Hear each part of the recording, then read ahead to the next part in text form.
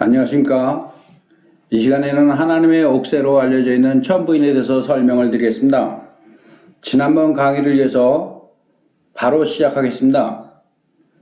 천부인은 한국의 제1대 안팎연 한인전쟁에서 하늘로부터 직접 받아온 것으로 전해지고 있습니다.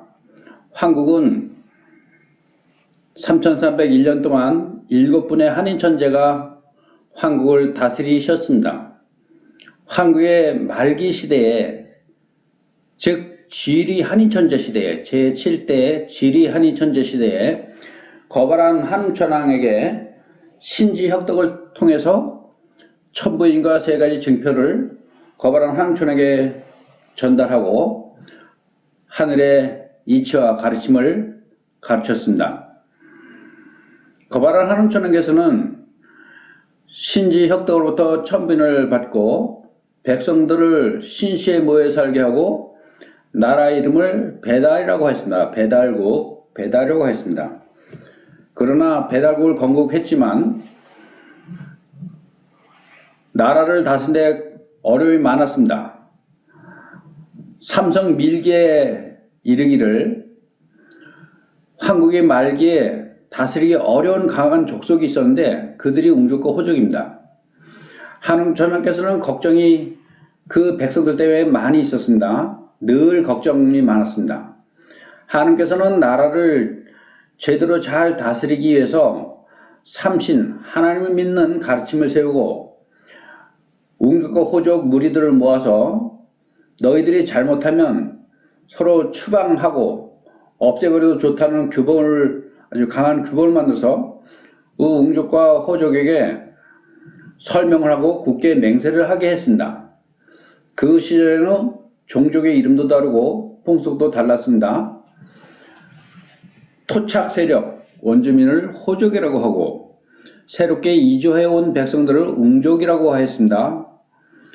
호족은 성질이 깐깐하고 탐욕스럽고 잔인하고 오로지 약탈만을 일삼며 살아가는 그런 민족을 호족이라고 했습니다. 그런 민족성입니다. 민족성. 약탈만을 일삼고 잔인해서 짐승을 죽이고 서로 사람도 그냥 때려 죽이는 그런 잔인성, 잔악무도한 그런 약탈만을 일삼는 민족을 호족이라고 했습니다. 성격이 아주 이상한 사람들입니다. 또 웅족은 곰처럼 성격이 아주 우둔하고 고집 세고 자부심이 대단합니다. 자부심이 많아서 서로 어울리질 못해요. 같은 지역에 살면서도 오래도록 서로 주고받는 것이 없습니다. 그러니까 자연스럽게 사이가 멀어지고 왕래가 없었으며 결혼도 하지 않고 매사에 서로 불복하고 한 번도 뜻을 함께 한 적이 없다고 합니다. 웅족도 대단하지만 호족도 아주 못된 인간이긴 하지만 인간의 탈을 벗어버리고 짐승의 탈을 쓰고 있는 그런 사람들이라고 할 수 있는 사람입니다. 그러나 중요한 것은 사람이에요. 호랑이와 곰이 아닙니다. 왜 천부인을 강의하면서 이것을 얘기하냐면은 이것이 아주 중요합니다. 호랑이 같은 그런 짐승이 아니라, 호랑이가 아니라, 곰이 아니라 사람이에요. 사람인데 이런 사람도 천부인으로 홍인간 만들 수 있다. 그런 뜻으로 지금 이것을 설명하는 것입니다. 한국의 말기에 한웅천왕께서 배달국을 건국을 하셨지만 이렇게 아주 태산 같은 근심 걱정을 가지고 있었다 이 말입니다. 그러나 하나님을 믿는 규범을 강하게 만들어서 그 종족들이 서로 이름도 다르고 풍속도 달랐지만 그들을 홍인간으로 만드는 그런 과정이 이제 이곳에 있습니다. 육신적인 위주로 사는 사람이고 정신적인 삶을 사는 사람이 있는데 둘 다 육신 위주로 살던 사람이었어요. 웅족이나 호족 똑같이. 웅족도 호족도 서로 가까운 이웃으로 살고 있었는데 서로 왕래는 없었습니다. 결혼도 하지 않고 서로 살인하고 도륙하고 뺏고 잔악무도한 그런 사람입니다. 또 한 웅족은 아주 고집 세고 곰처럼 고집 세고 우직하고 무식하고, 근데 그들이 늘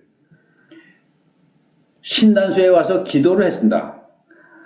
하나님께 드리는 그런 제사 드리는 나무 아래에 늘 와서 자기들도 기도했습니다. 그런데 하루는 웅시족의 여왕이 한웅천왕의 덕이 많은 것을 소문으로 듣고 웅시족의 무리들을 거느리고 와서 청하기를 원하건대 우리 백성들도 신시의 기율을 따르는 백성처럼 그렇게 살기를 원합니다. 그러니 운막을 짓고 살 터전을 주시기를 바랍니다. 이렇게 청했습니다. 백성들, 신시의 백성처럼 살게 해달라고 청했습니다. 그 청함을 들은 한웅천왕께서는 웅시족의 여왕의 청원을 받아들여서 웅시족의 여인들도 신시의 백성처럼 삼신 하나님을 섬기면서 살도록 터전을 마련해 주셨습니다.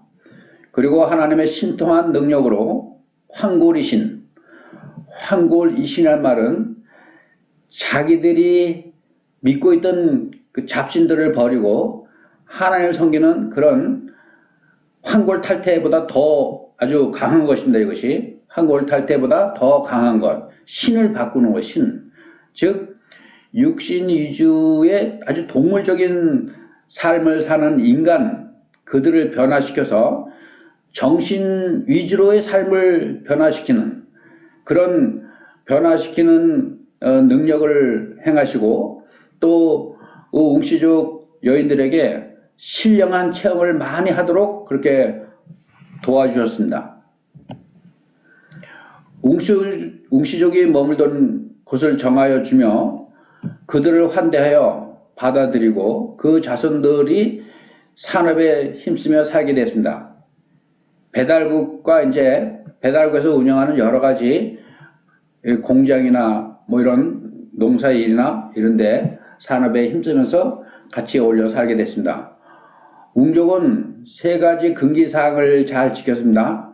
세 가지 금기사항이 비린내 나는 고기와 육식을 피하고 간음을 피하고 살생하지 않고, 그러니까 간단한 겁니다. 이 당시에는 짐승처럼 서로 정해진 그 짝이 없어요. 아무나 마음에 드는 사람들하고 이렇게 서로 간음하는 그 짐승들하고 똑같습니다. 짐승처럼 살고 있는 겁니다. 사람의 모습을 하고 있지만 짐승처럼 사는 거예요. 짐승처럼. 근데 살생하지 않고 그렇게 계속 수련을 했습니다. 웅시족의 여인들은. 이 웅족은 신시의 계율을 준수하고 한웅천왕과의 약속을 잘 지키고 그런 결과로 아주 건강하게 되고 여성들은 아름다운 모습으로 변모가 되기 시작했습니다. 그런 생활을 함으로 인해서 신시의 남자들과 서로 결혼하고 잉태하여 결혼의 윤리관도 바뀌게 된 것입니다. 아무 남자나 아무 여자나 그렇게 관계를 했던 그런 성윤리가 이제 제대로 된 신시의 기율을 따라서 결혼의 윤리관도 바뀌게 된 것입니다.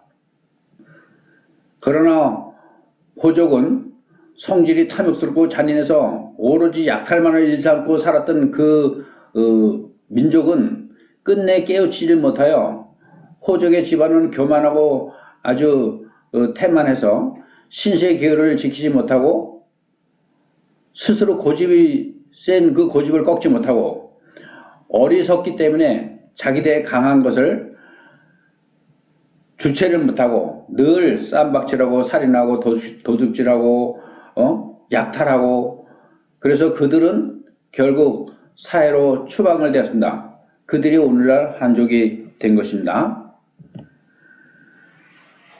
1565년 동안 배달구의 역사를 쭉 설명을 드려야 되겠지만 천부인이 짐승 같은 인간들도 홍인간으로 바꾸는 그런 하늘의 아주 놀라운 이적을 경험하게 될 것입니다. 배달국의 18대 한웅천왕, 배달국은 18분의 한웅천왕이 나라를 다스리셨습니다. 근데 맨 마지막 18대 거월단 한웅천왕께서는 웅시족의 여왕과 결혼해서 낳은 아들이 단군입니다. 단군, 왕검이라고 합니다. 왕검. 단군은 신하가 아닙니다. 조금 전에 말씀드린 것처럼 웅시 민족이에요. 웅시 민족. 호족과 웅시 민족. 묘족. 요즘 저기 중국의 소수 민족 묘족도 있죠. 묘족. 고양이가 아닙니다. 묘족이에요. 묘족. 치우천왕을 지난번에 말씀드렸죠. 치우천왕을 시조로 모시고 매년 10월 달에 치우천왕 능에 모여서 제사를 올리는 그런 묘족. 고양이가 아닙니다. 웅족도 곰이 아니고 호족도 호랑이가 아닙니다. 이것을 일본 역사학자들이 우리나라를 침범해 와서 30년 동안 지배하면서 우리 역사를 말살시키고 자기들 나라 역사보다 짧게 만들기 위해서 그렇게 역사를 다 난도질하고 왜곡하고 그렇게 가르친 겁니다.